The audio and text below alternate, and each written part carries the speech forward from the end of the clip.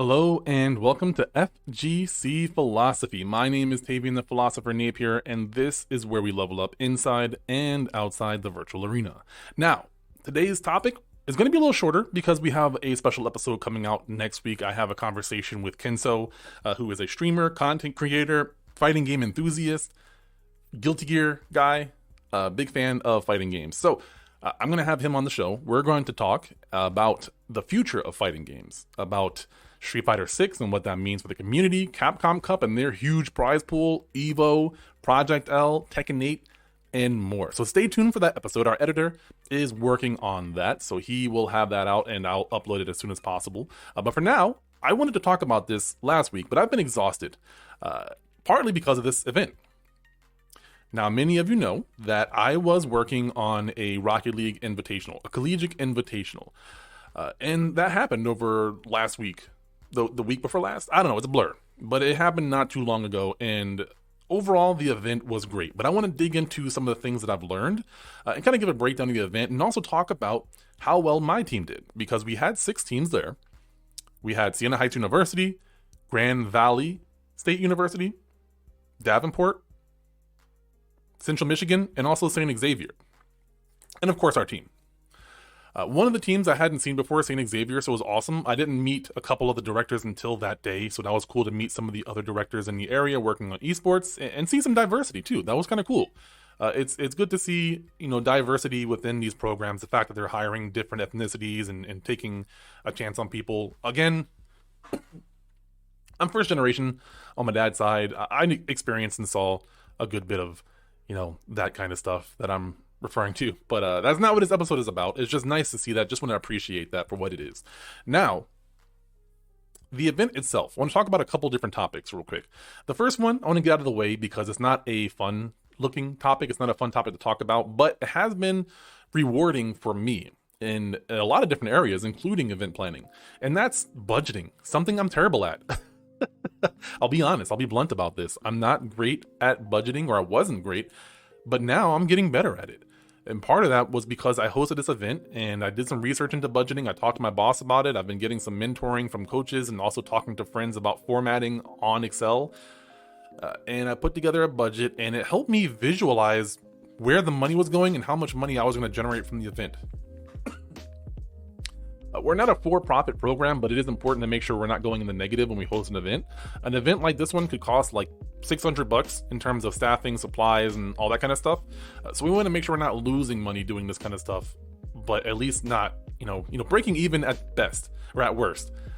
Either way, putting together that spreadsheet, it helped me visualize a lot of stuff, and it was just really rewarding because I took that same method and applied it to other areas of my esports program, and it's been very stress relieving to work on this, oddly enough. I was very nervous and scared to work on budgets because anything with numbers makes me nervous. Like if I'm responsible for numbers, if it's not just like counting money, right? Like simple math, I get a little nervous. I'm a little insecure about that topic. I've never been great at math. It's never been one of my favorite subjects. And I wasn't very literate on how to manage money until like my late 20s. Like it took me a while to learn how to manage my money, diversify income, having savings and stuff like that. I never really had savings until, I hit my, late 20s, early 30s. Either way, it worked out, and I learned a lot from that. So I'm really excited to keep working on that today. I spent some time working on a couple of different budgets and trying to work on a fighting game budget for a tournament. Stay tuned for that. Hopefully I can announce that soon. But either way, it's just been a great learning lesson for me to work on that. Now, another topic is just overall production, right? I learned a lot. I felt like we were just really good. I'm not going to get into all the meat and potatoes, but, we had some audio students who were getting credit towards their major there. That was really great to see them, experience the event from someone who's an outsider looking in, volunteering for the program, seeing people who are, commentating. Like we had our old coach come back and do some commentary, seeing some of my staff step up and fill roles that I hadn't thought about planning in the process of planning this event. Unfortunately, there were a couple things that we didn't get to do that wasn't necessary, but like we're at the point to where we want to go above and beyond with all of our productions as much as possible because we are ahead in terms of a lot of the production. There's still a lot of room for improvement in areas, But overall, in terms of other esports programs, we're ahead.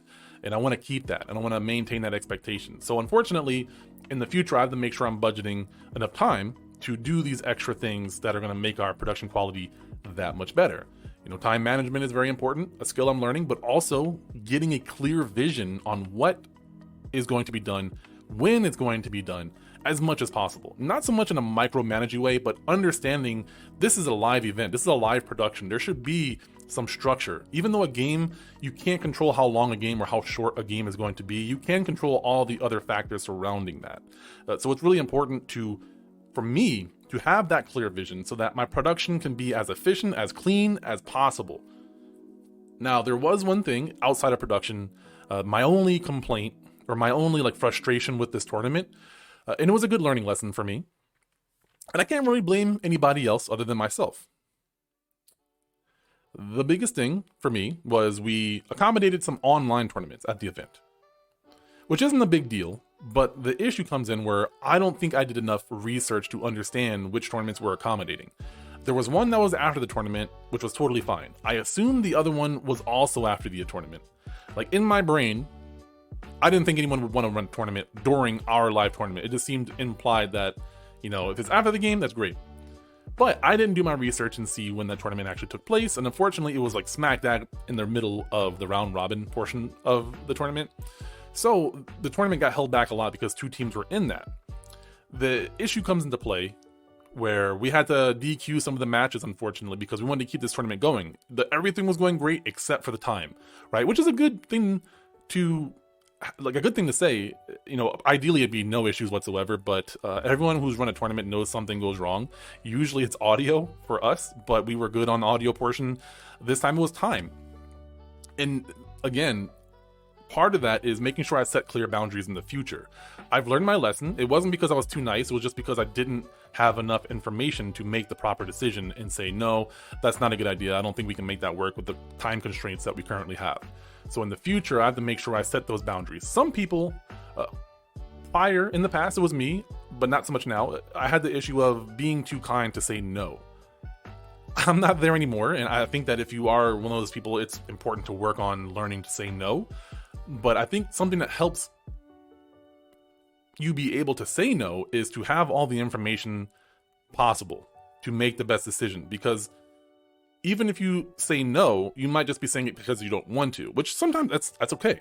In certain situations, that's okay. In terms of business, it's important to set clear boundaries for the sake of efficiency, for the sake of productivity, right? It's not just a matter of personal opinion. It's hey, this just won't work because everyone else is going to be affected. The tournament's going to run longer. That means I have to pay my staff more. There's a lot of things that kind of have a domino effect when an event gets held up and runs longer. Luckily, no one really complained. Everyone had a great time, had a great experience. So it wasn't a big deal overall. In the moment, it was frustrating because I didn't really know how to fix it, and some of my staff were getting frustrated, which is understandable. But it's important in these situations to stay calm and to keep a level head. Otherwise, you aren't as efficient as you could be.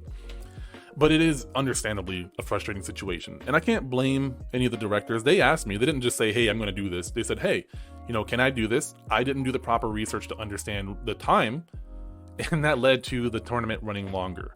So that is really important. If you're trying to host events, if you're trying to be someone who's running a program, you got to have all the information. There's been a couple of instances where I've learned this lesson, and I'm trying to make sure that I don't repeat it in any of the areas. Every time I learn a valuable lesson, it's important for me to not make it again. It's very similar to fighting games. If someone, if a move is punishable, next time you want to make sure you punish it consistently. After that, it's an expectation that you hold this level of skill, this level of discipline in that area. And if you make a mistake in a different area, that's fine. That's another learning lesson. I want to make sure I'm doing that too. Now, the last topic I want to talk about is the team's overall performance. Like I said before, there was 5 other teams. We did a round robin. And what's crazy is we had a 3-way tie between Western, GVSU, Grand Valley, and SHU, Siena Heights. And it was the same amount of wins, same amount of losses, same amount of rounds, and everything. We had to go to the video to see who scored the most points, and that was crazy. No one was expecting a 3-way tie.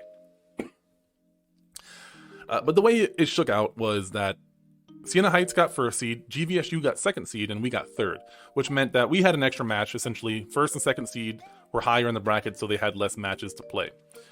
And the other teams were also in there as well, so it was a single elimination bracket after the round robin portion that seeded everybody into it. So 6 teams total, playing it out, single elim, best 3 out of 5 until finals. And it was exciting. Every single match was super exciting. Like, even the matches where I wasn't as familiar with the teams, it was great to see these kind of rivalries build during these events, and hearing the crowd cheering for them and everything. CMU versus St. Xavier. That was a really exciting match because I think it was a turnaround from the round robin portion where one school beat the other, and this time it came around and the other school beat that school. So it was good to see that in real time progress from different teams. Our first match, I believe, was against Davenport, and Davenport is a really strong team. I've talked about them in the past at the episode with Battle at the Barn. But we were able to win that one. I think they just aren't there yet. Like, they're good. Whatever team, whatever division they're playing in, they're probably doing very well, I assume. But in terms of the 3 teams that are here, the big 3 were GVSU, us, and Siena Heights. And Siena Heights was on one side. They were dominating. They went all the way to winners finals. We also had to play GVSU, which is one of our rivals. I've talked about them in the past as well. We were able to get that win. It was exciting. It was crazy. And for semifinals and finals, or I should say finals and semifinals and then grand finals, I was in the audience spectating from the audience, checking it out, hanging out with some of the players, the subs, and the B team, and other people as well, and just kind of cheering on the team, right? Because at this point, my staff had the flow. I didn't need to be there. I just wanted to observe and see from the spectator's point of view, the experience, and also be a fan and cheer on, because I do like watching competitive Rocket League. So it was awesome to be in the audience for a couple of these games. I had to get up and run around and fix a few things here and there, but for the most part, I was sitting there watching the team, adding to the cheering.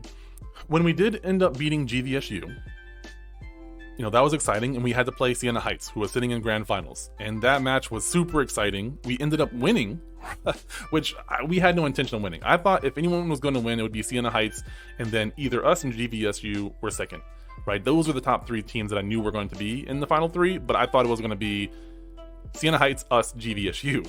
It ended up being us, Siena Heights, GVSU, and so we got to take home one of the trophies, right? It was super exciting. It was cool hearing Siena Heights cheer to kind of counter our cheering. I don't have legitimate rivalry where I hate other teams. Like, it's not in me to hate other teams legitimately, but I will fuel the fire of rivalry if I feel like it's going to, help the overall experience. And I think it was just really fun. All the directors were really awesome. I didn't get to meet all of them, but I got to meet some of the directors I had never met before. I got to see Colin from Davenport. I've known him for a good while now. We're acquaintances. I would say we're friends. We haven't hung out yet, but he's a really great guy, has a really great program over at Davenport. Siena Heights, the director, was really awesome as well. I think it was Coach Rob, if I'm saying that right. It was just cool to meet all these people. And I'm just really grateful the experience was, hopefully, they had a great time as well. They said they did. I take people at their face value, but, imposter syndrome sinks in sometimes. You try to convince yourself otherwise. But either way, I learned a lot about time management. I feel like our team, our staff, has a great grasp on production, but we always want to do better and get more organized. So I look forward to that. And we also took home a trophy. We beat some really strong teams. GVSU and Siena Heights are very strong, and they've beaten us a lot in the past. So the fact that we made that progress, we lost to Siena Heights in the round robin phase, and we're able to turn it back around. And this is our first victory against them, which we're going to have to play them in other leagues. So this is a good thing for us overall. I got some pictures of the trophies on my Twitter. I'll put links to that in the description. There's so much to talk about in these kind of experiences, but I don't want to go on for too long. I have a bad cough. I'm going to start coughing all over the place if I do. So for now, let me know what you think. Hit me up on Twitter. Hit me up on Discord. I want to have some conversation, especially if you're a director or even if you were at the tournament. I want to know, or even if you're watching a stream, what can I do better? How do we improve this, right? Because I'm doing a lot of things, I'm wearing a lot of hats, but I can't use that as an excuse. I want to make sure that I'm doing the best that I can. So your feedback greatly helps. I would love to know what you guys thought. Also, hit me up if you have any topics you'd like me to break down, like get into specifics of what you want me to talk about. I've had some great conversations with people, and I've had some good inspirations for episodes from the community. So continue doing that. Thank you so much for the input. Also, thank you to my Patreons. You can go to patreon.com/philosopher and support me. I also want some feedback on how I could structure that. I've struggled with understanding how I want to structure my Patreon, so I would love some feedback. I would like to incorporate some kind of coaching. If I had to say anything, I really want to start helping teams coach at getting better at games. I don't have to be the best player at the game. If you're working on your mental, right? If you're trying to get out of a plateau or get out of some sort of mental bad habit, that's where I'm good at. So I want to use Patreon for that. I have to figure out the structure, so some feedback would be greatly appreciated. Now, stay tuned for next episode. We talked about it before. A lot of FGC stuff coming out, so if you're one of the fighting game fans, this next episode is going to be the one for you. But thank you for listening to this shorter episode, one of these FGC quickies. I appreciate you. I appreciate you guys so much. Thank you as always, and I will see you all in the next one.